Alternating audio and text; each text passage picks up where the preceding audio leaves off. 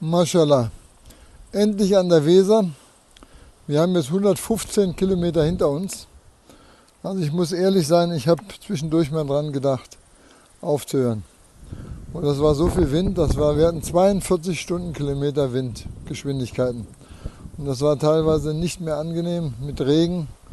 Es wurde auch kalt, aber jetzt hier unten am Fluss ist es wieder warm. Also man könnte fast den Gedanken weiterspinnen, vielleicht kurz mal hier ins Wasser zu gehen. Die Weser fließt hier breit und behäbig vor sich hin. Es geht sofort hier runter. Also es macht einen guten Eindruck, aber ich glaube, das wäre des Guten zu viel. Also Alhamdulillah, wir sind gut dabei. Wir haben jetzt eine längere Pause.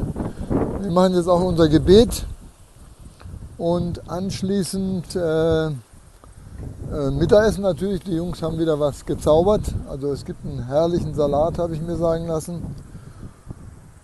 Und danach haben wir nochmal 2x30 Kilometer.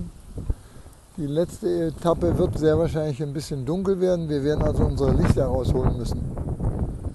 Also heute Abend freuen wir uns inshallah auf Kassel. Die erste Moschee, die intakt ist, also die nicht eine Baustelle ist. Inshallah. Assalamu alaikum.